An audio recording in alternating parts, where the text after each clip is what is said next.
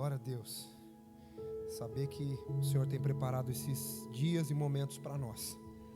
É um tempo de aprendizado e poder conhecer um pouco mais daquilo que Deus tem e quer para a nossa vida. A verdade é que a gente cria algumas expectativas sobre aquilo que Deus vai fazer, mas Ele sempre nos surpreende. A verdade é que toda vez que eu peço isso, e toda vez que eu estou tendo a oportunidade de conversar com alguém, eu digo isso: se esvazie, se esvazie. Duas coisas acontecem numa rendição. Primeira, levantei as mãos, ou seja, não tem mais poder sobre mim. Segunda coisa, eu me desarmo. Isso significa uma rendição. Quando você se rende, mas anda armado, você não está pronto para receber nada novo. Todas as vezes que eu fui receber alguma coisa nova, eu fui confrontado. Fui confrontado com quem? Com o Lucas, eu. Falei, não, isso aqui eu não aprendi assim. Não é desse jeito. Só que eu abri a guarda para que a verdade entrasse e modificasse. Nós podemos, e aprenda uma coisa: os métodos podem ser diferentes, mas o princípio precisa ser o mesmo. O método pode ser diferente, mas o princípio não pode ser mudado. A gente pode usar aqui elementos figurados, como a gente vai elaborar isso daqui a um tempo. A gente pode usar lousa também, que já está sendo projetado e planejado para isso, mas o princípio vai ser o mesmo. Amém? O método independe como vai ser feito. Por quê? Porque se nós formos pregar para uma tribo indígena, nós vamos usar o que eles sabem de linguagem lá, e não vai alterar o principal, que é estabelecer princípios do Evangelho no coração daqueles homens e mulheres. Amém? Então vamos orar para que, se há alguma resistência em nós, Deus o sabe, você também sabe. Se há alguma dificuldade de ouvir determinadas coisas, eu gostaria que você colocasse diante do Senhor. O Senhor, Ele diz na sua palavra, Ele diz assim: peça ao dono da seara. O que é isso? Ele está mostrando todo o poder. Ele está dizendo: olha, apresenta a sua necessidade ao Deus que é poderoso para fazer. Ele diz: Ele é o dono, Ele é o dono. Aprenda isso, Ele é o dono. Então peça ao dono de todas as coisas. Peça a Ele para que lhe dê espírito de sabedoria, para que lhe dê um espírito de compreensão. Peça ao Senhor para que o seu eu se esvazie e que Ele coloque aquilo que é de mais precioso dentro do seu interior. Pai de amor e bondade, Senhor de misericórdia e graça, Pai, nós estamos aqui reunidos uma vez mais, crendo na Tua palavra, crendo e movidos pelo Teu Espírito. Pai, como é precioso estarmos aqui para receber dessa porção. Senhor, como nós somos privilegiados, Senhor, nós te rendemos graças. Senhor, nós te rendemos graças pelo milagre da vida soprado em cada um de nós. Pessoas que estão aqui, pessoas que vão ouvir essa aula depois e vão estar em comunhão conosco, ligadas por um só Espírito, em uma só fé. Jesus, nós te rendemos graças. Senhor, nós nos esvaziamos de nós. Nós pedimos ao Senhor: o Senhor tem liberdade, o Senhor tem autoridade, autonomia para fazer o que o Senhor quiser, da forma que o Senhor quiser, do jeito que o Senhor assim achar melhor. Nós estamos aqui rendidos aos seus pés, dizendo: fala conosco, traga-nos entendimento, porque nós precisamos de direcionamento para a nossa vida. No santo nome precioso de Jesus é o que nós pedimos, te louvamos e te bendizemos. Amém, amém, amém. Pode tomar o seu assento, no nome de Jesus. Nós estamos num trilho, irmão, muito precioso, muito importante. Qual que é o trilho? Nós, na semana passada, nós falamos sobre velha vida versus nova vida, a diferença entre ambas. Nós falamos da diferença bíblica sobre o que era uma velha vida e o que é uma nova vida à luz da palavra, não conforme o que o pastor pensa, não conforme o que a Cefa diz, não. Nós falamos de acordo com o que a palavra diz. Não tem como nós fugirmos. E essa é uma ilustração que eu uso para todo mundo. Existe o que eu penso, existe o que você pensa e existe o que a palavra diz. Diante da palavra, eu e você precisamos nos curvarmos, porque é a palavra de Deus. Então a gente pode pensar diferente, não tem problema, isso não tem problema. Mas quando nós voltamos para a palavra, nós dizemos: Senhor, o que o Senhor diz, o que o Senhor quer dizer para nós. E é óbvio que muita coisa a Bíblia não vai falar, irmão. Tem coisas específicas que a Bíblia não vai dizer. Mas não é porque a Bíblia não diz que não deve ser feito da forma certa. Um exemplo, na Bíblia não diz que você deve tomar banho, mas você toma banho, sim ou não? Por quê, irmão? Porque se você ficar uns dias sem tomar banho, ninguém fica perto.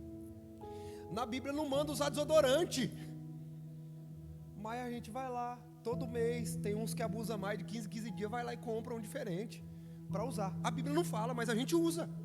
E está errado, não está certo, irmão, porque a gente viu necessidade para aquilo. Então entenda, métodos não vão alterar os princípios. Então nós vamos aqui, à luz da palavra, trazer agora rudimentos. Por quê? Porque houve uma transição de velha vida para nova vida, a partir de Jesus. Por quê? Porque toda a história é marcada a partir de Jesus. Jesus mudou a história da humanidade, ainda que o ateu não creia. Ainda que alguém não fale assim, não, eu não acredito nesse negócio de Jesus. Ok, maravilha. Mas quando ele está na escola aprendendo qualquer coisa sobre história, está dizendo assim, antes de Cristo, depois de Cristo. Ele é tão importante que ele alterou a história. E agora existe um antes dele e um depois dele. Ou seja, isso mostra para mim e para você que na nossa vida também precisa ter isso. Precisa ser o antes de Cristo e agora depois de Cristo. Nós temos essa nova vida a partir de Cristo. Então a nossa vida ela precisa ser resumida antes e depois de Cristo. Esse é o parâmetro, essa é a linha. Então, se você olhar para você e começar o inimigo é cheio disso. Ele trabalha muito com o nosso passado. E ele diz assim, olha para você, olha quem você foi, e etc, e não sei o quê. E aí você coloca essa bandeira, esse marco lá, estabelecido. Sabe aquela placa que coloca assim, limite entre uma cidade e outra? Então, você vai lá e coloca um limite na sua história. Limite entre o antes de Cristo, agora para o após Cristo, na minha vida. Por quê? Porque fica muito mais fácil de ponderar a nossa história a partir e antes. Antes era uma coisa, agora é outra história. Então, vendo isso, nós deixamos uma velha vida e agora estamos pautados em uma nova vida, a partir de Cristo, depois de Cristo. Perfeito. Então, o nosso material agora não é falar sobre o velho homem, não é dar ênfase para ele. Nós vamos passar por algumas coisas, mas agora é falar sobre a nova vida. Por quê? Porque nós estamos equipando esse novo homem. Nós estamos equipando essa nova história. E deixa eu dizer uma coisa para você, é possível alguém pensar que nasceu de novo, mas não ter nascido de novo. Você acredita nisso, irmão? É possível alguém ter tomado um banho de piscina, é possível alguém ter tomado um banho de rio e não ter apresentado isso. Por quê? Porque não foi implantado nele. Ontem eu estava em uma igreja e eu disse isso, compartilhei com algumas pessoas, não vou lembrar com quantas pessoas e quem foi, mas eu disse quantas vezes nós fizemos errado. Por quê? Porque vem pessoas, aceitam Jesus no culto e tal, e levantam a mão, elas aceitam a Jesus e logo depois a gente só pega o número dessa pessoa e talvez a gente não vai nem ter oportunidade de vê-la novamente, porque ela estava passando pela cidade, Deus convenceu ela daquilo, ela entrou aqui dentro, ela foi tocada pelo Espírito, ela levantou suas mãos, ela confessou a Jesus, mas a Bíblia diz que é crendo. Ela passou por um processo, mas é crendo. Crendo no quê? Crendo na cruz de Cristo. Então a partir daqui, sabe o que a pessoa devia fazer? A gente devia ter alguém que pegasse essas 4, 5, 10, 20, 50 pessoas e levassem ela para um lugar e falasse para ela, sabe o que vocês acabaram de fazer? Aqui está, ele disse isso, ele disse isso, ele disse isso, e foi isso que vocês acabaram de fazer. Levar elas para a consciência daquilo que Jesus fez e fazer com que o coração delas agora passe a crer na manifestação do Filho de Deus, porque senão aquilo vai minguar, ela vai sair sem consciência. E a Bíblia diz o quê? Se você sair sem entender, vem o diabo e rouba. Uau, irmão. Se você não compreende nada do que Jesus faz na sua vida, você é roubado pelo diabo. Se você não consegue entender aquilo que Jesus está fazendo na sua vida, você é roubado pelo diabo. Deixa eu dizer uma coisa para você, muito importante. Nós não celebramos muitas coisas na nossa vida. E por que eu coloquei isso aí como culto de ensino? Porque é um culto onde Deus fala e nós vamos ensinando também a palavra. E eu louvo a Deus porque está chegando num momento de liberdade. Estava muito tenso nos primeiros momentos, mas a gente está soltando para isso. E deixa eu dizer uma coisa para você. Você como filho de Deus, você precisa aprender a celebrar aquilo que Deus está fazendo na sua vida. Seja coisas pequenas, seja coisas que ninguém dá nada, nós precisamos aprender a festejar. Por quê? Porque esse é o milagre de Deus para a sua vida. Se você não aprender a celebrar os pequenos começos, você nunca vai conseguir chegar no máximo. Por quê? Porque a regra é clara: seja fiel no pouco, é princípio, e eu vou te colocar no muito. Seja fiel aqui. Irmão, você já imaginou um ingrato com pouco? Imagina ele com muito. Ele vai atropelar a gente. Ele não vai ter medida para nada. Arrogante ao máximo. Não tem como. E a maior prova disso é Jesus falando para os discípulos e para muitas pessoas à sua volta, dizendo o seguinte para eles, falando assim: se vocês não conseguem lidar com as coisas terrenas, quem vai confiar as eternas para vocês? Ou seja, você precisa ser um bom administrador da sua vida. Você precisa ser um bom administrador da sua casa. Sabe por quê? Porque essas coisas terrenas vão te promover a coisas espirituais. A regra é clara. Se você não consegue ser bem sucedido com as coisas terrenas, quem vai te dar as coisas eternas? Como é que... Eu fico imaginando isso, irmão. Tem gente que não consegue cuidar da própria casa, mas vê demônio, vê anjo. Deus revela tudo para ele que parece o Kodak. É pior que Kodak. É pior que aquela maquininha de casamento que você entra lá e faz um monte de foto, sabe? Revela mais que não sei o que. Aí você fala assim: Senhor, mas e aí? Estamos na onde, né? Como é que é? Não estou entendendo nada. Mas as pessoas são levadas por emoção e não são levadas pelo Espírito. Por quê? Porque a emoção passa.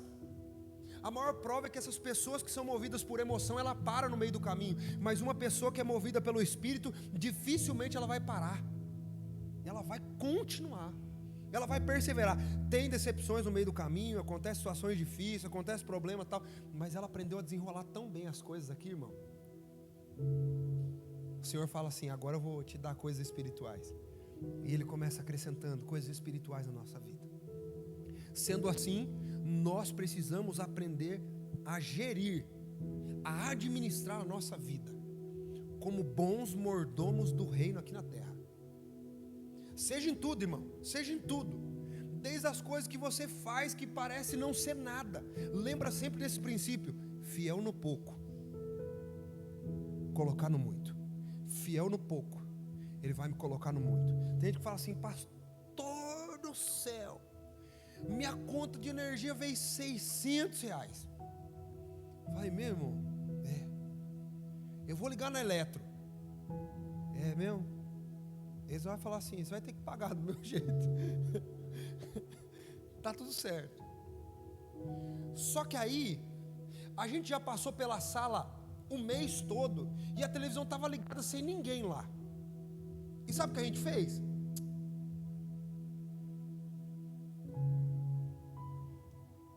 A nossa omissão sempre vai fazer a gente pagar uma conta cara. A nossa omissão diante dos gastos desnecessários e da má administração vai nos levar a pagar uma conta alta.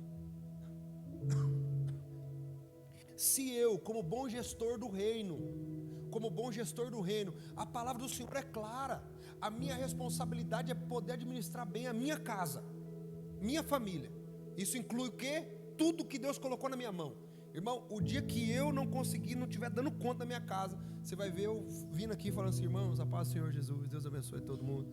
Irmão, eu estou ficando uns dias afastado para nem poder cuidar da minha família, da minha casa, mas estou congregando com os irmãos aqui. Vou continuar congregando, mas eu preciso de um tempo para cuidar ali, puxar as rédeas das coisas, que o negócio está difícil. Por quê? Porque primeiro as coisas que Deus colocou na minha mão, e depois as coisas espirituais. Eu não posso pular o processo. Tem gente pulando o processo, tem gente querendo coisas espirituais e sendo má administrador das coisas materiais. Não, a regra é clara. A regra é clara. Então reveja, refaça a conta. Jesus disse, ele falou, é semelhante a um homem que se assenta, faz a conta. Eu acho que é Lucas 14, vamos lá, vamos ver isso aí. Vamos ver isso aí junto. Vamos ver se é isso mesmo, não sei. Vamos ver se é isso, é Lucas 14. Se não for, você me ajuda a achar aí.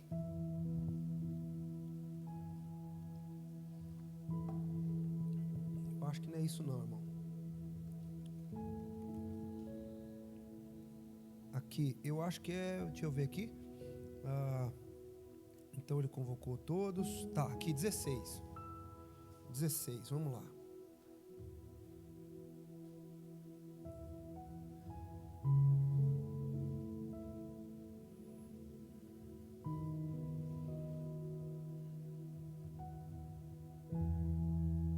Aqui, e versículo 10.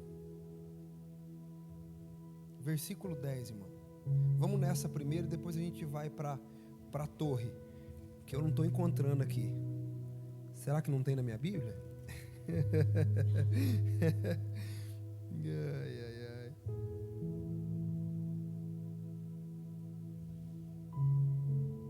Vou encontrar aqui, mas vamos lá. 16:10. Quem lê para nós?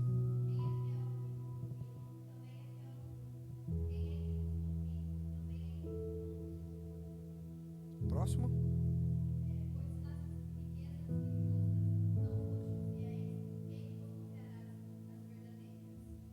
A próxima.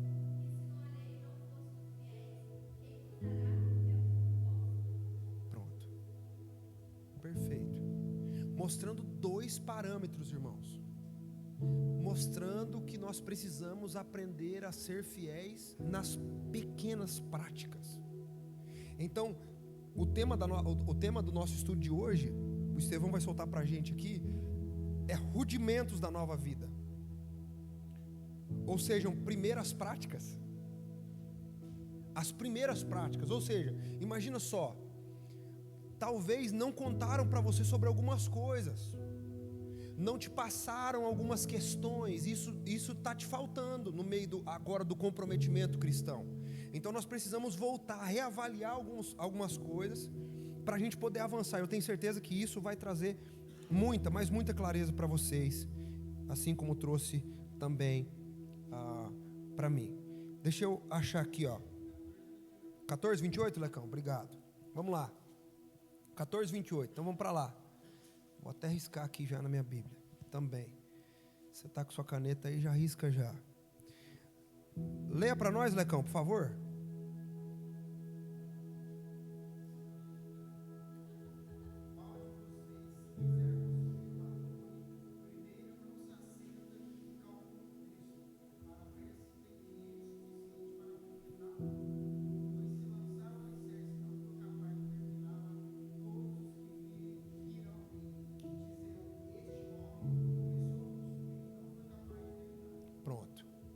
O que Jesus está falando aqui, irmão? Se você for para o versículo anterior, ou para os versículos anteriores, 25 a seguir, Jesus está dando uma recomendação para a multidão de como o seguir. Ou seja, o preço do discipulado. Está dizendo, o preço do discipulado é esse. O preço do discipulado é se assentar, calcular, entender como é que vai ser e falar assim, eu vou dar conta. Ou seja, ele está dizendo, uma vida cristã não é uma vida irresponsável. Uma vida cristã é uma vida de responsabilidade. É você saber que vai te custar, é você saber que vai doer, é você saber que você vai entrar numa forma, né? Você não vai se amoldar mais aos padrões fora, mas você vai se adequar aos padrões de Deus. Então isso vai fazer você entrar numa forma, num padrão de Deus, e você vai entrar sabendo. E como é gostoso, irmão, você entrar numa coisa sabendo. Sabe por quê? Porque vem surpresas. Por isso que tem crente hoje, que entra na maioria das fundações pentecostais, que são euforia e explosão de glória, tá? Eles entram e qualquer criança de uma igreja muito bem estabelecida dá muito baile em pastores na Bíblia. Por quê? Porque é explosão, mas sem fundamento uma hora passa. Uma hora passa, Jesus disse: olha, é semelhante a um homem que construiu sua casa na rocha. O que? Aquele que ouve e pratica. Sequência: ouvir e praticar. Então você pode colocar isso. Eu preciso ouvir e praticar. Essa é a sequência. A dádiva de ouvir e o privilégio de praticar. O presente é a saúde de ouvir, e mais que tudo a magnitude de poder executar aquilo que Deus colocou e já falou conosco. Então isso é importante também da gente poder colocar. E ele está dizendo isso, ele está dizendo: olha, se assenta, coloca, calcula, veja o custo, veja o gasto. É isso. Uma nova vida com Cristo, uma nova vida com o Senhor, é uma vida que precisa ser muito bem estabelecida. Então, pastor, o que é rudimentos? Rudimento é a nossa resposta para Deus. Rudimentos é primeiras práticas, mas eu coloquei rudimentos como nossa resposta para Deus, por quê? Porque nós tomamos consciência sobre a obra da cruz que foi estabelecida por Deus através de Jesus. É Deus dizendo para a humanidade: olha, vocês precisavam de socorro, mandei socorro. E agora os rudimentos são os sinais de alguém que está vivendo uma nova vida. Rudimento cristão, rudimento de uma nova vida, são as práticas de alguém que está estabelecido e procurando viver essa nova vida. Aqui.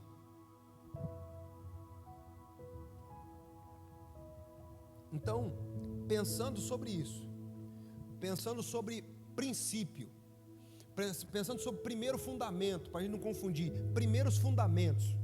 O que é isso? É os primeiros passos. É o que todo cristão que confessou Jesus, que reconheceu Jesus na cruz do Calvário, que reconheceu o sacrifício glorioso dele, ele precisa apresentar. Ok? Então esse é o primeiro rudimento que qualquer cristão na face da terra precisa apresentar, para se dizer: eu estou vivendo uma nova vida.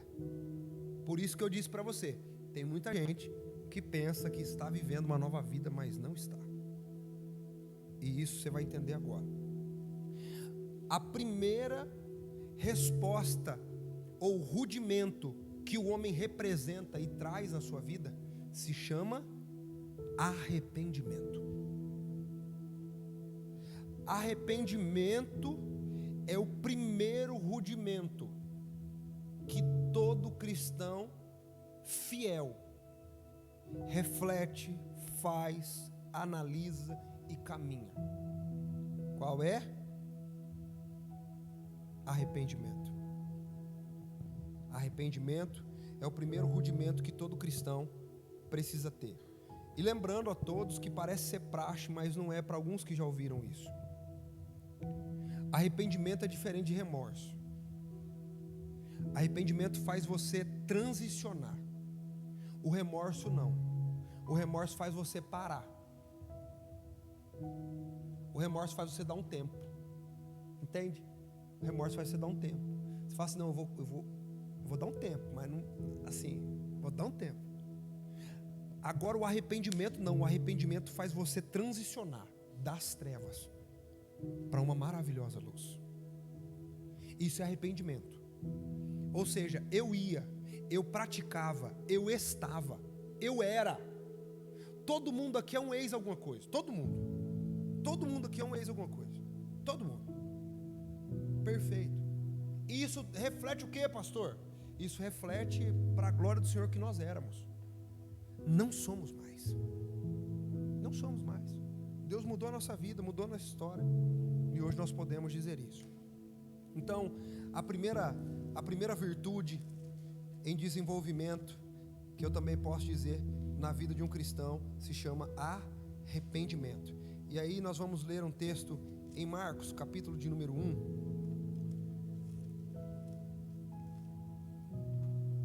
Marcos, capítulo 1.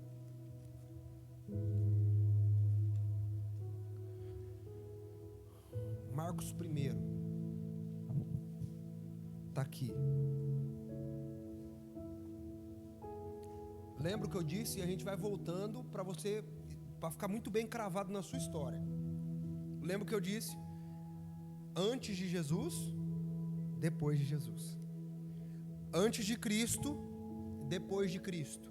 Então nós estamos analisando a nossa vida, os rudimentos que precisamos ter a partir de Cristo. Então vamos lá.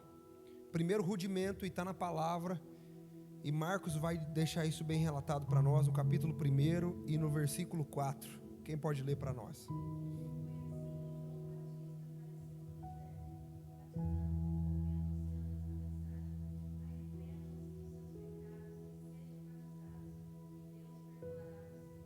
Ponto.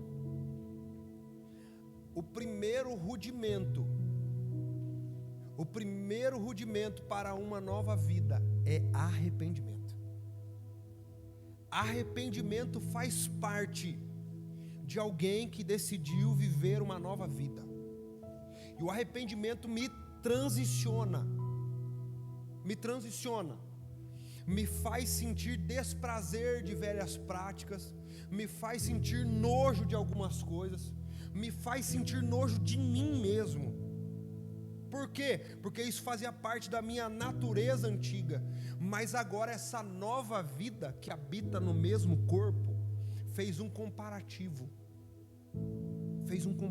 dentro de mim, uma análise, as informações cruzaram, e aí informação de santidade começou a entrar dentro de um corpo pecaminoso, informação de consciência de pecado começou a entrar dentro de um corpo totalmente corrompido, informação de temor começou a entrar dentro de um corpo que já fez um monte de coisa, e essa consciência trazida pelo Espírito em nós fez com que a gente olhasse para nós e disse: nossa, quem sou eu? Deixa eu dizer uma coisa para você: o arrependimento, ele não só te transiciona, como ele promove compaixão pelo próximo.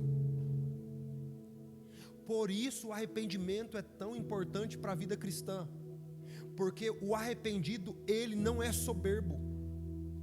O arrependido, ele não tem o seu nariz empinado achando que é melhor que ninguém. Não, o arrependido, ele diz: eu era o pior e Deus me salvou. Ele pode te salvar também. Eu era muito ruim e Deus me amou. Eu preciso te amar também. Ele olha para si e ele diz: olha quem eu era, e olha o que Jesus fez na minha vida. Ele não desconsidera ninguém. Eu conheço crentes que não conseguem permanecer na presença de Deus. Sabe por quê? Porque eles não têm o fruto do arrependimento. Porque eles sentem um remorso por aquilo que fizeram por um tempo. Eles vêm para a igreja, tá? Aí ele vê os irmãos que estão à sua volta. Todo mundo é falho aqui, irmão. Se tiver alguém perfeito, levanta, que eu quero dar o púlpito para você. Aí ele começa a olhar a falha, irmão, de todo mundo, porque todo mundo é falho. Ele começa a olhar a falha e fala assim: não é merecedor. Esse não. Todo cheio de arrogância. E a arrogância dele, por falta de arrependimento próprio, sabe o que faz? Queda. Por quê? Porque a soberba, ela precede a desonra, queda. A soberba quebra o homem. A soberba leva o homem para a ruína. Agora o quebrantamento por intermédio do arrependimento, não. Ele chega, ele quer abraçar todo mundo, irmão. Ele chega e quer levar todo mundo no colo e fala: não, você não está entendendo, Jesus me salvou, Ele vai salvar você também. Sabe o que Jesus disse para os seus discípulos? Falou: nisso vocês serão reconhecidos como meus discípulos, pelo amor. Ele não disse pela boa mensagem, ele não disse pela boa didática, ele não disse, ele falou: vocês precisam amar. Quem ama muito, irmão? Quem se arrependeu o suficiente para amar aquele que era pior que ele. É esse, somos nós.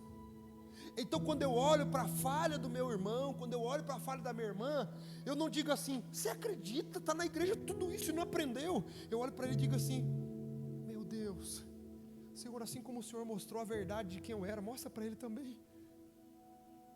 O meu coração se torna um coração amoroso. As minhas atitudes, a minha gestão sentimental, espiritual, se torna uma gestão muito mais elevada do que eu posso imaginar. Então a mensagem que Jesus veio pregando, João veio anunciando, preparando o caminho daquele que iria mudar nossa história, é: arrependam-se. Arrependam-se. O pecado de vocês vai ser perdoado. Sabe de uma coisa, irmão? Isso traz tranquilidade para nós. Sabe do que? Nós fomos perdoados. Arrependimento provoca perdão. Então a maior verdade da nossa vida é ter a certeza de que fomos perdoados. Isso traz leveza. Mas o que vai trazer essa leveza? O arrependimento genuíno. E o que o arrependimento genuíno contém? Não voltar para as mesmas práticas. Isso é o arrependimento. Deixa eu dizer uma coisa com clareza para você. Na nova vida, isso eu ouvi anos atrás e eu guardei para mim. Na nova vida, até o nosso pecado precisa ser novo. Amém, irmão? Por quê? Porque pecador nós somos.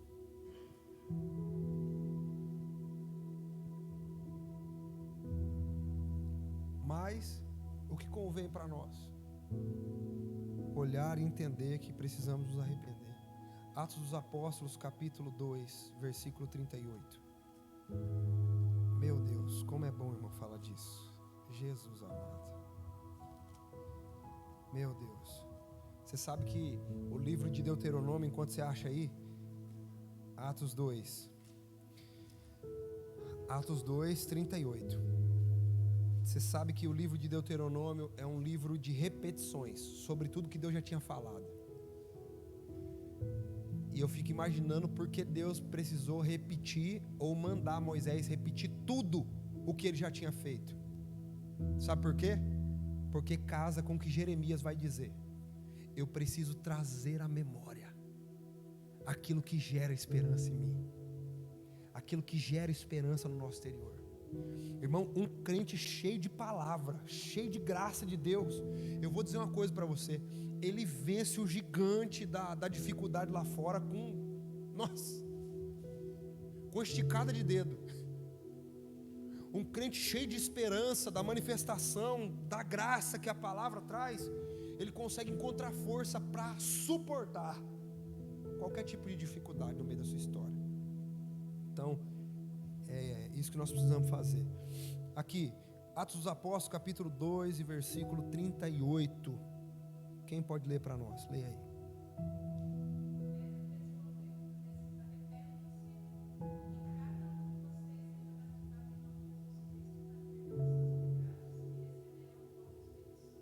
Glória a Deus. Glória a Deus. Ou seja, o rudimento é claro. É claro. E nesse dia, sabe o que aconteceu? 3.000 pessoas se converteram. O ápice chegou. Com o quê? Arrependimento. Arrependimento gera e promove salvação. Arrependimento promove salvação. Então nós estamos querendo levar uma mensagem totalmente evangeliquez para as pessoas, quando na verdade nós deveríamos estar chorando, levando uma mensagem de arrependimento para as pessoas. Nós deveríamos estar lamuriando pelas falhas que tínhamos, e Jesus nos libertou, e dizemos para eles assim: ei, nós também éramos, mas hoje encontramos luz, ou a luz nos encontrou. Vocês precisam disso também. Não se trata de um lugar, não, se trata de alguém, o Filho de Deus. Não se trata de uma placa, não se trata de uma religião, não, se trata de uma eternidade com o próprio Cristo. Por isso precisamos nos arrepender. Esse é o verdadeiro arrependimento. E depois Atos dos Apóstolos, capítulo 3, versículo 19 também. 3:19, para a gente ir para o próximo. Quem pode ler para nós?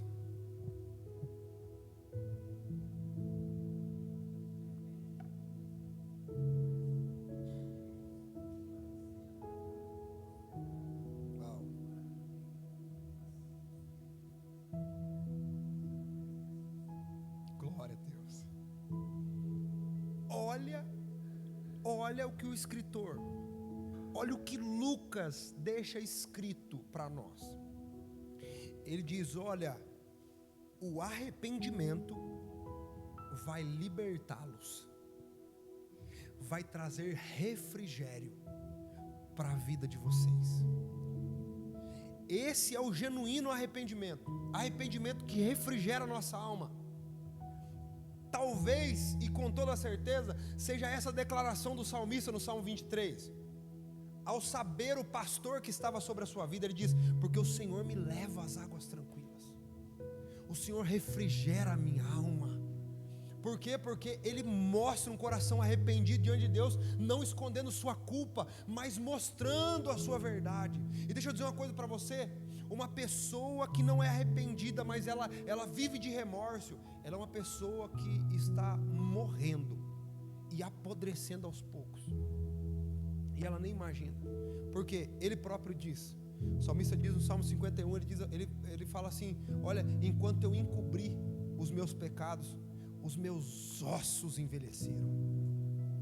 Ou seja, estava passando por uma moinha terrível, quietinho, e com o meu pecado aqui dentro de mim, armazenado, não, ninguém sabe, está tudo certo, está tudo ok, está maravilha, maravilha. Mas Deus sabia que só ele se arrependendo, confessando sua falha, ele encontraria vida novamente. Aí Deus levanta um homem, Natã, fala para ele: viu, Davi, contar uma história para você. Deixa eu contar uma história para você. Historinha. E ele começa a contar uma história, e aí ele diz assim: e aí, rei, o que você acha? O rei fala: não, esse homem da história aí é ruim e precisa ser punido. E aí ele, tomado de Deus, ele diz assim: esse homem é você. Temor toma, arrependimento constrange, a ponto dele transicionar a sua vida e olhar para o Senhor. Então, o primeiro rudimento que todo cristão que está vivendo o novo nascimento tem e carrega é arrependimento. Arrependimento genuíno. Arrependimento é fruto de alguém que sabe que é pecador. Eu poderia pular para a próxima etapa, mas eu não quero ser apressado e deixar nada para trás. Eu quero explicar muito bem explicado para você. Você lembra quando Jesus ele entra na casa de um homem que usurpava, cobrava demais as pessoas? Você lembra desse homem? Esse homem era o Zaqueu.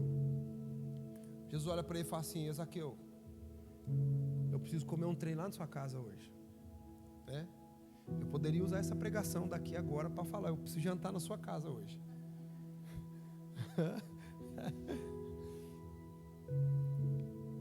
O Senhor chega para jantar com aquele homem. Quando ele chega para jantar com Zaqueu, eu queria de verdade que a Bíblia trouxesse com clareza para nós o que aconteceu nesse jantar, que eu não sei o que aconteceu, mas ficou o suficiente para mim saber que houve um arrependimento genuíno naquele homem. Porque ele sai de lá com Jesus, ele fala assim: eu preciso restituir as pessoas a quem gerei problema e falta. Ou seja, ele se arrependeu da posição, do lugar que estava, e ele disse: eu preciso achar um jeito de reparar isso. Então sabe o que é isso, irmão? Se um dia você traiu, hoje aquele que traiu, sabe o que ele faz? Ele está vendo gente que está indo por caminhos errados, ele quer remir o tempo. Ele diz: opa, um dia eu estive nessa posição, mas hoje eu vou ajudar pessoas a sair desse lugar. Eu vou ser um resgatador de pessoas que estão nessa condição, para provar o amor de Deus sobre a minha vida. Eu vou ser um resgatador de pessoas nesse ponto. Gente que roubava, gente que mentia, gente que adulterava, gente que fazia tudo. Ele vai falar assim: não. Eu vou remir o tempo por quantos dias são maus, diz a Bíblia. Remindo o tempo. Remir o tempo é o quê? É ter a oportunidade de fazer de novo, mais certo, de forma correta. Então você tem uma nova vida, irmão. Você tem uma nova vida, irmã. Talvez algumas coisas estão passando na sua cabeça, né? Algumas coisas estão acontecendo. Perguntaram para mim assim, um dia, por que os avós são tão mole com a criançada? Por que os avós, eles chegam na casa da avó e falam assim, vó, dá para mim. Tó, vai. Não deixa sua mãe ver, hein? Shhh, fica quieto. Não fala nada do seu pai, fica quieto. Tá? Por quê, irmão? É totalmente compreensível, sabe por quê?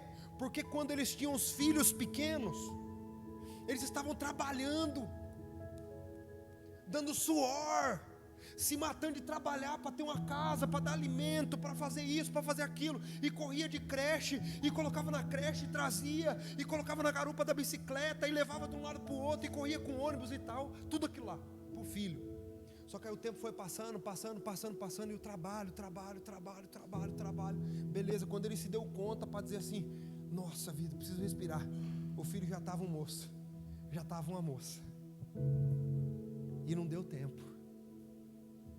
E isso, irmão, eu vou dizer uma coisa para você, é uma coisa que dói.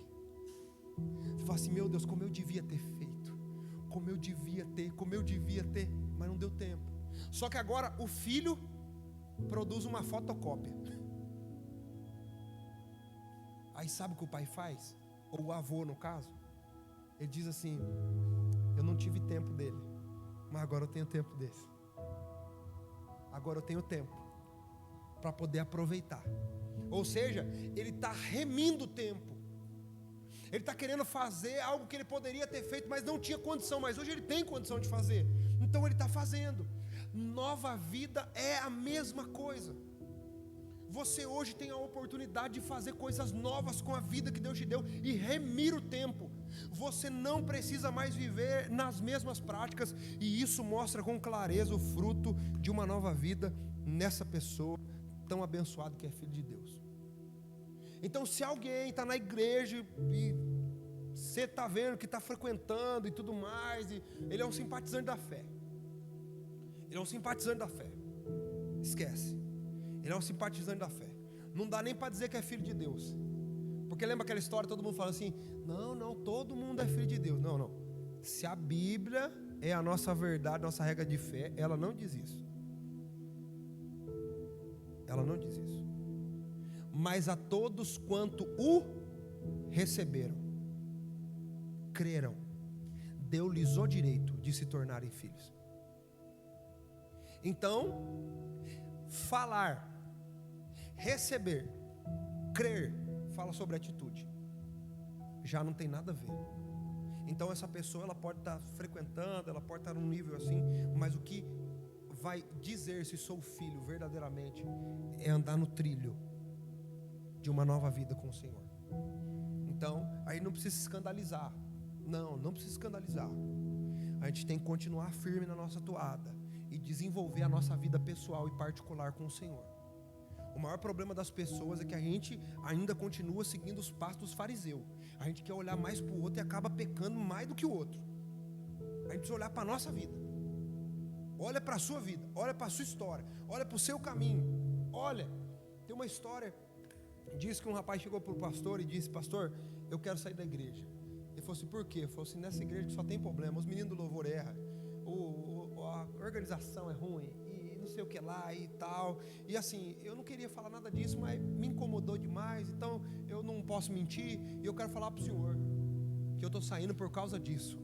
O pastor disse, pois bem, tá certo, serviu tanto tempo aqui na casa, não vou te abençoar, vou te abençoar, mas antes você poderia fazer um favor para mim antes de você sair? Eu posso, sim. O pastor encheu um copo d'água, faltando aí um dedo para estar até o bico, deu na mão dele e disse para ele assim, você pode dar uma volta na igreja para mim com esse copo, por favor, tome cuidado e não deixe cair nada de água, porque é muito importante. E nesse momento na igreja estava tendo um monte de coisa, o pessoal estava fazendo treinamento, o louvor estava ensaiando, estava tendo algumas manutenções do templo e etc. E esse irmão foi com muito cuidado, ele foi andando. Imagina, irmão, para não cair, né? Se assim já está mexendo com um pouco, imagina com muito. Ele vai andando com cuidado, olhando, prestando atenção, não dá tempo nem de olhar para o lado. Então ele deu a volta completa, chegou para o pastor e disse, pastor, como servo bom e fiel que fui. Está aqui o copo. Sem nenhuma gota derramada por nenhum lugar. Ele disse: irmão, enquanto você estava levando o copo, vou fazer algumas perguntas para você. Enquanto você estava levando o copo, você viu que o louvor errou 3 vezes, pelo menos, que eu contei. Ele falou: não deu para perceber, pastor. Você viu que o irmãozinho quase caiu da escada ali? Desajeitado que só. Ele subiu com tudo, estava com a lata de tinta, mas quase que fez um estrago na igreja. Ele falou: pastor, não deu tempo de ver. Ele falou: então, você viu que as irmãs bagunçaram tudo no meio da igreja? Ele falou: não reparei, não deu. Ele falou: esse é o nosso problema. É que a gente esquece de olhar para aquilo que Deus colocou na nossa mão. E a gente começa a olhar para aquilo que Deus colocou na mão do outro. E isso vai fazer a gente errar sempre. Enquanto você olha para aquilo que Deus colocou na sua mão, você nunca vai errar. Você vai conseguir permanecer e ir até o final daquilo que Deus colocou para você. Amém, irmão? Glória a Deus por isso. Segundo rudimento para a gente correr, para a gente já na próxima aula ir para outro estágio. Eu disse que eu queria ser muito breve nas aulas, mas vão ter dia que vai ser difícil aqui, ó. Oh Deus. Segundo rudimento, segundo aparato que alguém numa nova vida apresenta e caminha, é a fé. Vindo junta, vindo paralela, misturada a ela, ou ao arrependimento, é fé. Fé é crer. Fé é crer. Deixa eu dizer uma coisa para você aqui, irmão, em nome de Jesus. Talvez, se eu lembrar e o Espírito Santo trouxer com clareza, eu digo isso num culto. Mas talvez você escute isso só aqui agora. Talvez. Deus, Ele não vai fazer aquilo que você quer. Mas você pode ter certeza de uma coisa. Deus, Ele vai fazer aquilo que a gente crê. Amém ou não? Deus, Ele não é comprometido com o que eu quero, mas Deus é comprometido com aquilo que eu creio. Eu creio. Então, ao invés de você ficar igual o filhinho mimado, Deus, eu quero, Deus, eu quero, Deus, eu quero, você vai falar assim: Deus, eu creio. Deus, eu creio. O que é crer? Hebreus 11. Antes de acontecer, eles já viveram. Antes de pisar lá, eles já estiveram lá, irmão. Que coisa fenomenal. É experimentar de uns lugares da onde tem gente que está falando para mim assim, tem algumas pessoas que entram aqui na igreja e falam assim: pastor, nossa, a igreja está diferente, está mudando, está avançando e tal. E eu disse, eu fico feliz com isso, irmão. Eu fico feliz. Mas sabe de uma coisa? Eu já tive aqui com tudo isso pronto. Eu já pisei aqui com tudo isso aqui preparado. Por quê? Porque eu creio naquele que prometeu. É simples. Não é porque é desejo, não. Porque o desejo vai fazer você ir até certo ponto. Mas a fé não. A fé é ilimitada. O crer é ilimitado. Então comece a ajustar a sua forma de enxergar as coisas. E isso está em João 3,16. E está lá. João 3,16. Anota aí na sua Bíblia. No nome de Jesus.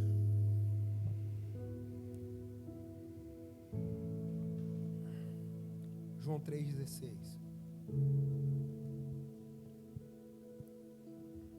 Porque Deus amou o mundo de tal maneira que deu o seu Filho unigênito, para que todo o que nele crê não pereça, mas tenha a vida eterna. Amém, irmão? Glória a Deus. Fé é crer no Filho de Deus. Fé é crer na vinda e na sua entrega. Fé é crer que Deus abriu mão do seu Filho por amor a nós. E dentro desse processo de crer, que é o processo que eu disse para você que às vezes a gente falha, que é o cara vir aqui entregar a vida para Jesus e a gente não dá esses primeiros passos para ele falar: ó, o que você fez foi isso, e dizer para ele: ó, você crê nisso. Você acredita nisso? Você consegue entender que Deus mandou o seu filho para a terra? Você consegue entender que tinha uma dívida impagável? Você consegue entender que o primeiro homem errou e Jesus veio para resolver toda a situação? Você consegue entender que Deus, Ele poderia ter feito muita coisa, mas por nos amar, Ele disse: eu vou dar a maior prova de amor pela humanidade, eu vou entregar aquilo que de mais precioso eu tenho, meu filho, para nos expressar amor. E aí, pessoal, eu consigo entender isso. É uma realidade que entrou dentro de mim. Sabe o que isso provoca, irmão? Isso provoca arrependimento. A pessoa fala assim: meu Deus, estou constrangido com tamanho amor. Eu não consegui entender que alguém teve coragem de dar a vida por mim, porque talvez eu mesmo não daria a vida por mim. Ele fica constrangido com tamanho amor. E aí anota essa sequência aí. Eu preciso crer. Crer no quê, pastor? Eu preciso ter uma vida de fé, um rudimento de fé. Fé é crer. Crer na onde? Crer na obra de Jesus. Crer na sua obra. Crer na cruz. João 19, 28. Vai lá. João 19, 28. Vou topir você para a gente ir rápido, irmão. Se correr. Eu tenho um compromisso com o Estevão. Os caras da mídia, irmão. Preciso correr, ajuda eu. João 19, 28. Dá tempo, Estevão? Dá. Oh, Deus. João 19, 28, irmão. Falaram para mim assim, ó. Ontem eu vim com desejo, irmão. Sabe o que eu falei? Eu nunca tive um TikTok na vida. Nunca tive. Aí o Estevão veio para mim e falou assim: pastor, ele começou a fazer uns cortes bacanas e tal. Pastor, não, essa mensagem precisa chegar. Isso aí precisa chegar. Eu falei: o quê? Eu vou abrir um TikTok. Sabe por quê? Porque aonde tiver gente, a mensagem precisa chegar. Não é só as quatro paredes, irmão, é onde tiver gente. Aqui eu posso pregar só para 150, mas dentro da internet eu posso pegar para 100 mil. E nós precisamos fazer a mensagem chegar. E ponto. A gente não pode colocar limite nem barreira para aquilo que Deus colocou para a gente. A gente é cheio de colocar teto para aquilo que Deus deu. Para de limitar o Deus ilimitado. Para de limitar o Deus ilimitado. Primeira coisa, então, rudimento da fé é crer. Crer na obra da cruz. João 19, 28, está aqui. E explicar isso para as pessoas. Nós vamos fazer isso aqui, irmão.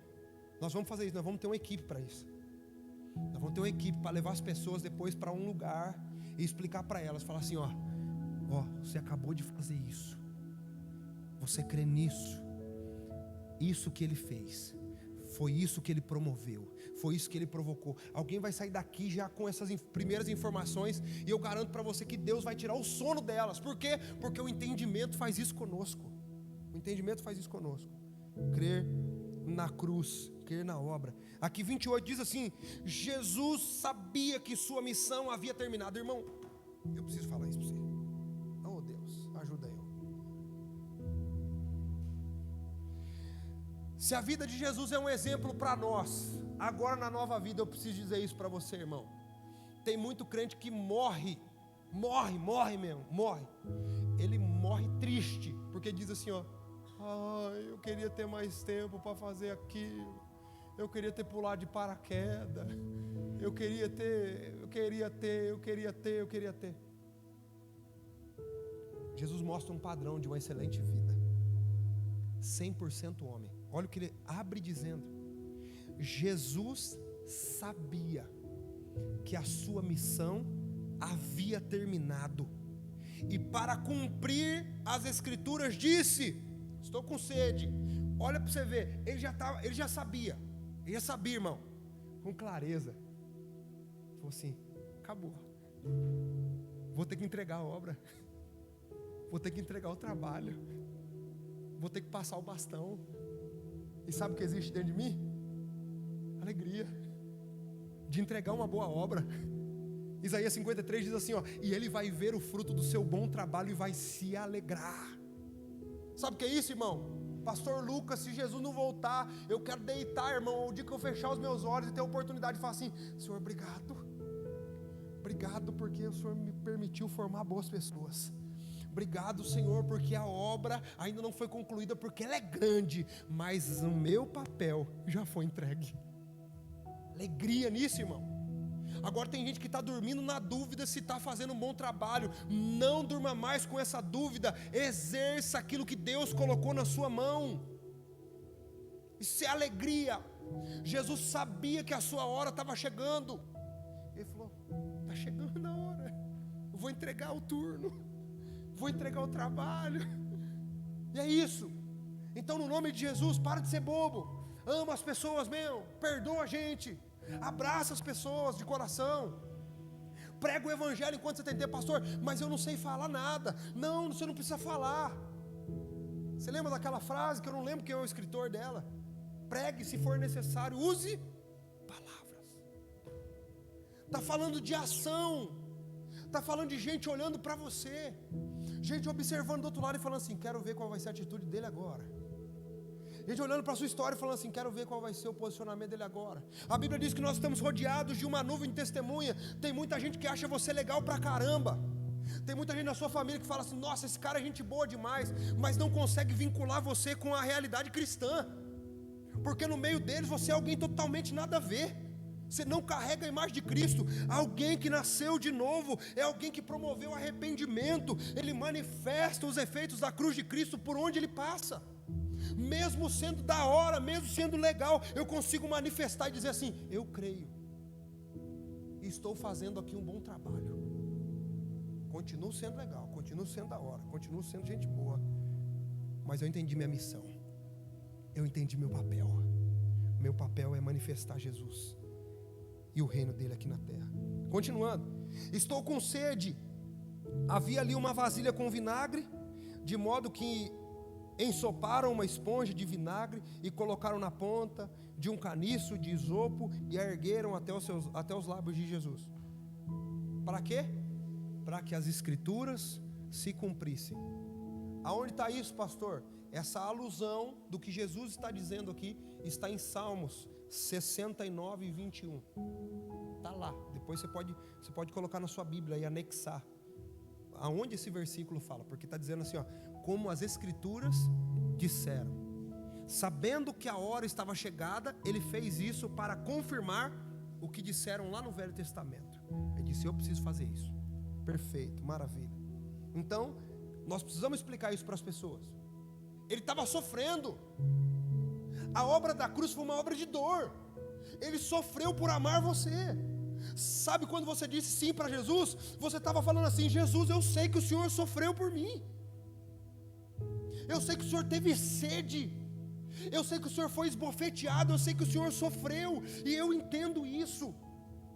Eu creio. A fé despertada em mim é o suficiente para crer nessa obra. Eu creio, Senhor, na obra da cruz. Segundo passo de alguém que caminha na nova vida, e esse rudimento é crer na ressurreição. Crer na ressurreição.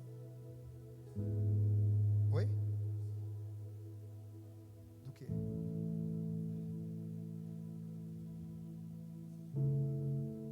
Eu falei quantos até agora? Ah, esse daqui é o terceiro? Tá, então vamos para mais então. Então vamos para mais. Glória a Deus, obrigado. Então terceiro, vai lá. Crer na ressurreição. Atos 2, 24. Atos 2, 24.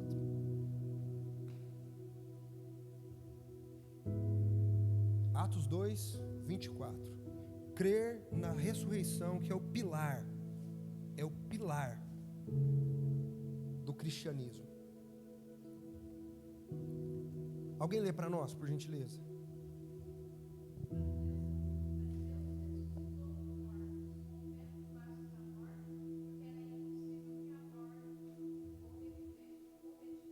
Uau.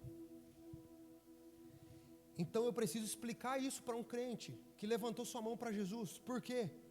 Porque só morrer já era suficiente. A morte pagou a conta. A ressurreição venceu a morte. A entrega dele pagou a conta. Ele ressuscitar foi vencer a morte. Por isso nós podemos ter vida eterna. A conta foi paga na morte. Mas a morte foi vencida na ressurreição, e por isso nós podemos ressuscitar com Ele. Ponto. E nós precisamos explicar isso para as pessoas com muita clareza, porque elas precisam crer que Jesus morreu, mas Ele ressuscitou. Por quê? Porque nós também morremos para uma velha vida, mas nós ressuscitaremos também com o Senhor. Aleluia, irmãos. Glória a Deus. Glória a Deus. Glória a Deus. Crer na morte e na ressurreição, porque Ele venceu. Quarto, então, eu preciso crer na graça. Eu preciso crer na graça. Efésios 2, 4. Efésios, capítulo 2, e versículo de número 4. Quem encontrou, pode ler para nós.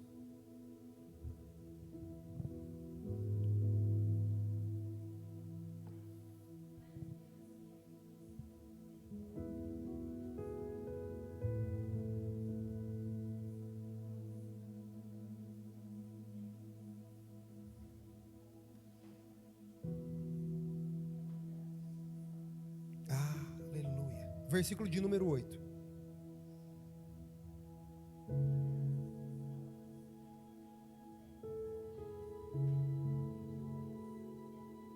Aleluia. Não vem de ninguém, irmão. Vem de ninguém. Para que ninguém se glorie. Vem de ninguém. É graça. É misericórdia. É favor imerecido. É dar um presente para alguém que era um lixo de gente. É isso que Deus fez. Ele falou: Lucas, você não merece. Você não tem nada. Mas não é pelo que você é pelo que eu sou. Não é pelo que você tem, é pelo que eu tenho. Não é pelo que você pode, é pelo que eu posso. É graça, isso é graça. Eu preciso fazer as pessoas entenderem que esse rudimento é muito importante, que é crer na graça. E eu só posso acessar isso como? Por meio da fé. Crendo. Aqui.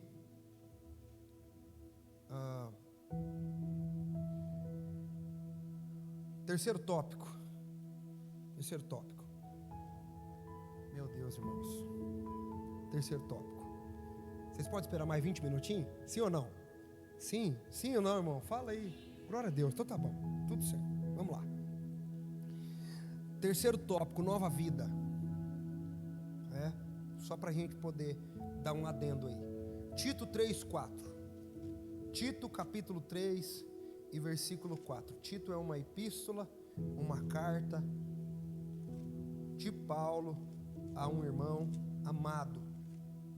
Tito capítulo 3 e verso de número 4. Acha aí que tem na sua Bíblia sim, viu? Tem aí. Está entre Gênesis e Apocalipse. Não, vou melhorar, vai. Sem ficar difícil, né? Mateus e Apocalipse, vai. Já melhora, né, irmão? Já melhora. Aqui, ó. Isso. 1 Timóteo, 2 Timóteo. Filemon antes.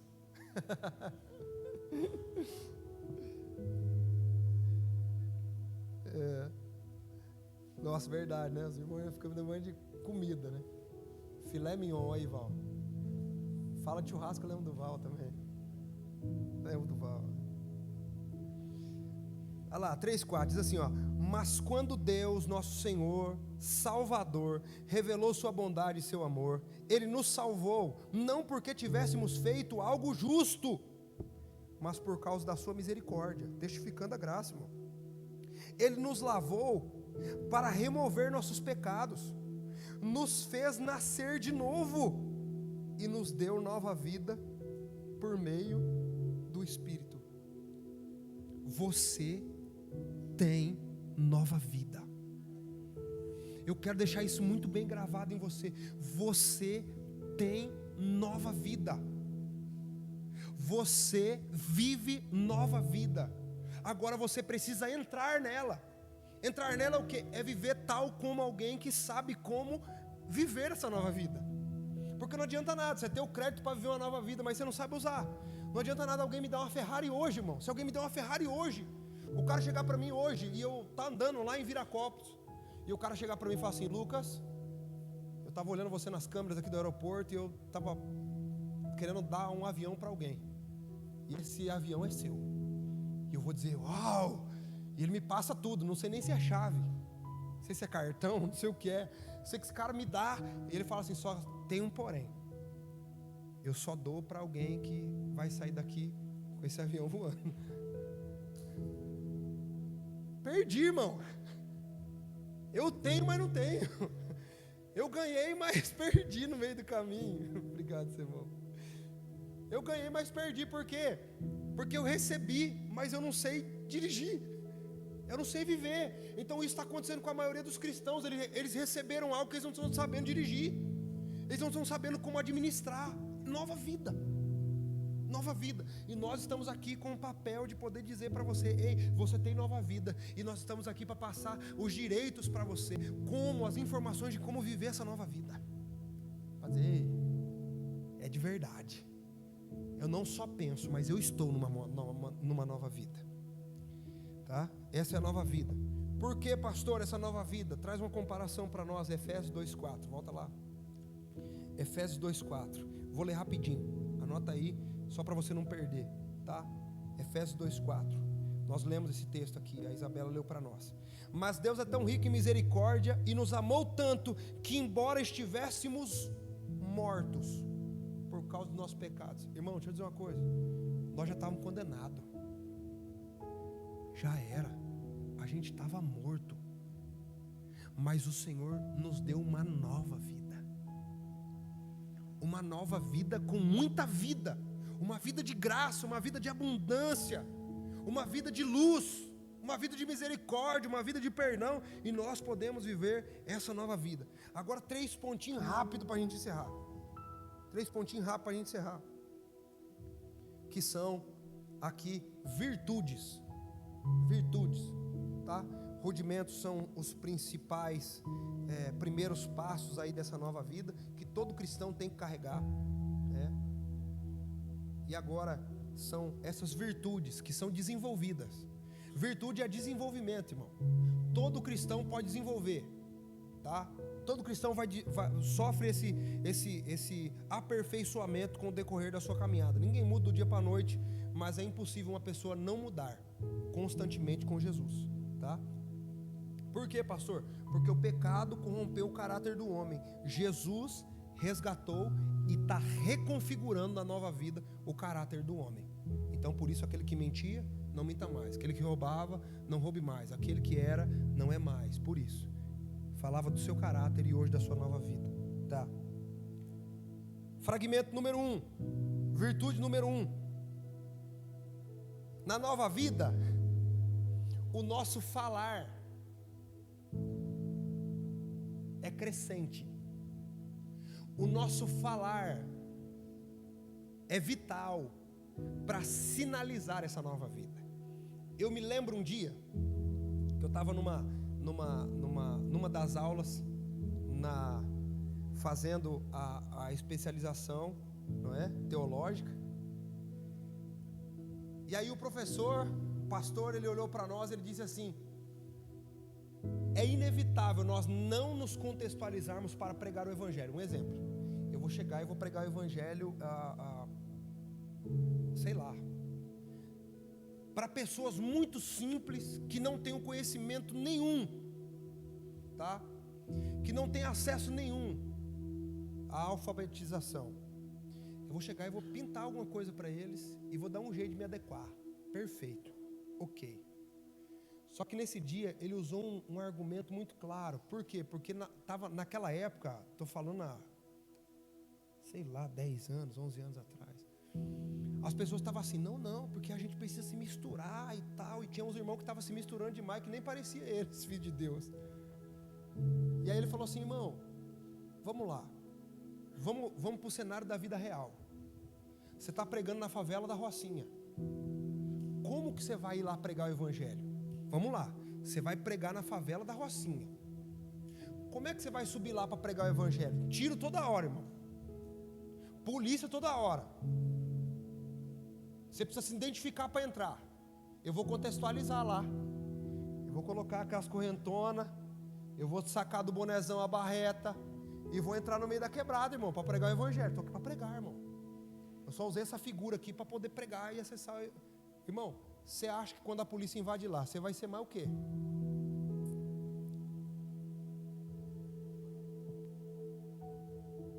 Simples. É simples. É só para você entender como precisa ser moldável em nós algumas atitudes e ações.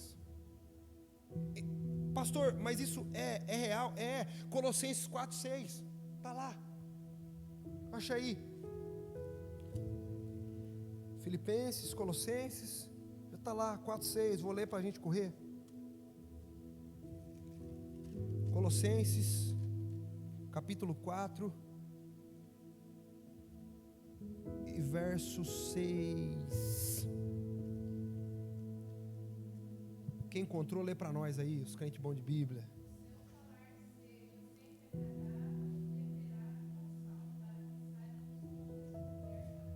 Uau. E aí, irmão? Olha o que ele diz. Ele dá alguns fragmentos para nós dentro do texto. Ele fala assim, ó, que o seu falar seja agradável. Aí ele usa um termo, ele fala assim, ó, seja com sal. Como assim?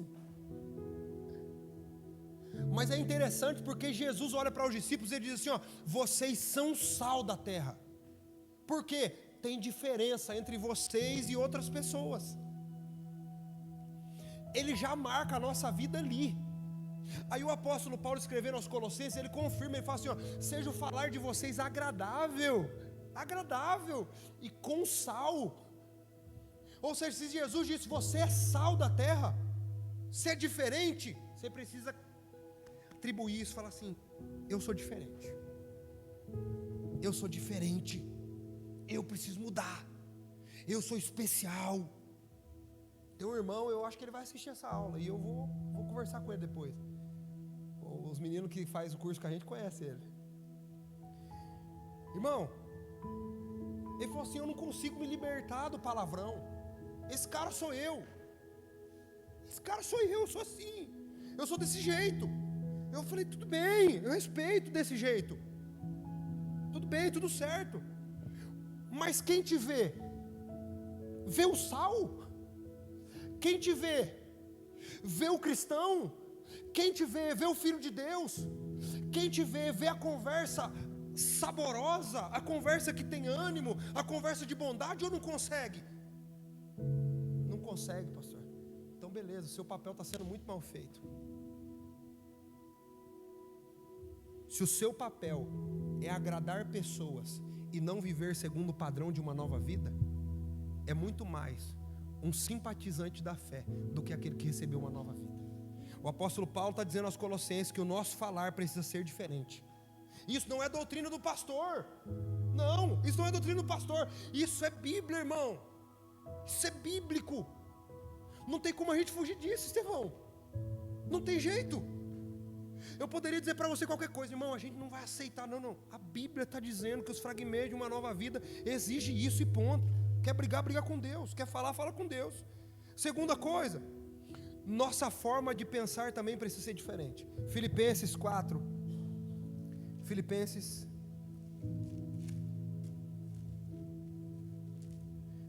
capítulo 4, livro atrás. Filipenses capítulo 4, versículo 8. Meu Deus, irmão, está estourando meu tempo. Filipenses 4, 8. Oh, Jesus da glória.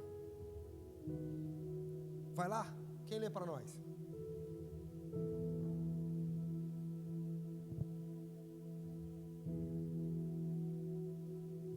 Filipenses 4, 8.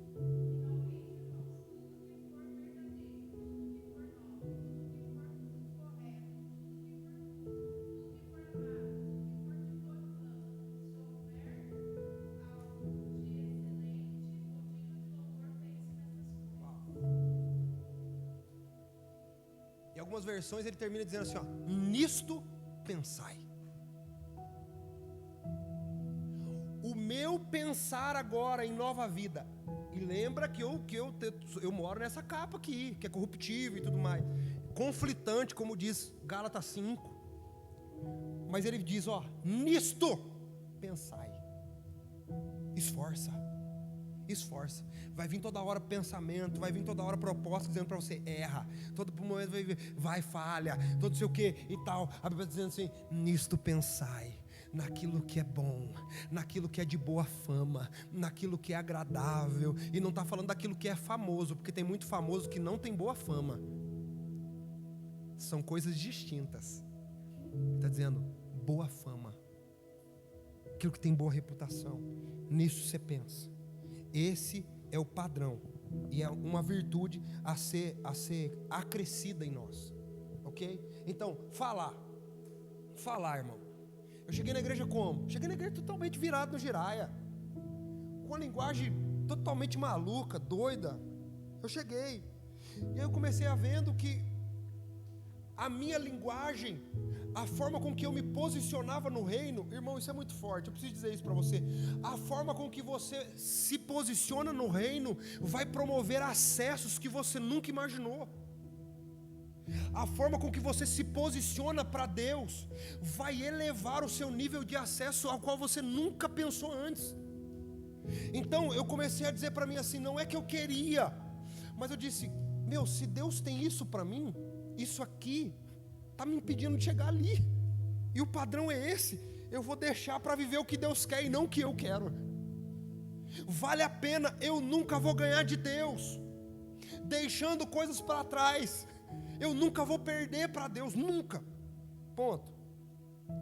Forma de pensar, irmão, eu entrei na igreja um dia, e o pastor um dia começou a pregar sobre Cantares de Salomão. Deixa eu deixar isso aqui registrado para você. Eu nunca falei sobre isso na vida, num púlpito, vou falar isso hoje. O pastor estava lendo Cantares de Salomão. Irmão, Cantares de Salomão é o livro mais pornográfico que existe na terra. Bíblico, está lá. E o pastor falando sobre Cantares de Salomão, e eu só aqui de olho fechado, falei assim, misericórdia. E o pastor falando, porque nos seus seios, porque não sei o que lá, eu, misericórdia, está amarrado. Sangue de Jesus sem poder, pastor. Por quê, irmão? Uma mentalidade carnal. Mas sabe um dia o que um cara espiritual me disse? Ele falou assim, Lucas, aprenda uma coisa. O dia que você estiver caminhando para uma virtude de vida, ninguém mais passa a ter qualquer tipo de diferença para você. Todo mundo é alma, todo mundo é precioso. Eu falei, uau, meu Deus. Quando você está caminhando para esse lugar, mudando o seu pensar, a malícia vai saindo da sua carnalidade, irmão, vai deixando para lá. Por quê? Porque a sua forma de pensar é uma forma diferente. O apóstolo Paulo aos Romanos, ele diz assim, ei, vocês precisam ser renovados na mente. Sua mente precisa ser renovada, precisa ser transformada. Que isso, pastor, estou pensando muita besteira, minha mente está ruim, eu estou pensando em suicídio, eu estou pensando em morte, eu estou pensando não sei o quê. Então calma, irmão, vamos respirar, vamos achar um caminho, vamos achar um meio, porque algumas coisas podem estar desregradas, e a sua forma de pensar pode estar ajustada à sua forma de falar. Uau, irmão, se você não pegou isso, você não pega nunca mais na vida. A sua forma de pensar, ela está totalmente ligada à sua forma de falar, totalmente ligada. Se a sua produção pensante está sendo contrária, é porque a sua fala está totalmente deturpada. Então eu preciso mudar processo, minha forma de falar, que o meu falar seja agradável e com sal, para que a minha forma de pensar seja uma forma de pensar em coisas de boa fama, coisas que celebram, coisas que agradam ao Senhor. Outra virtude que muda em mim, e aqui eu encerro, o estilo de vida muda. O que fala de estilo de vida, pastor? Estilo de vida fala de toda a sua rotina. Você já viu alguém com estilo de vida? Você olha para ele, você vê ele todo de preto, com o olho pintado de preto, com as unhas pintadas de preto. Você fala o que dele? Ele é um gótico, roqueiro. É o estilo de vida dele. Ele escolheu. A gente já vê de cara. Sim ou não? A gente vê. Pronto.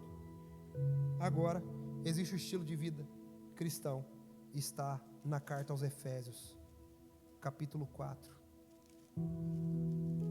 e versículo de número 17.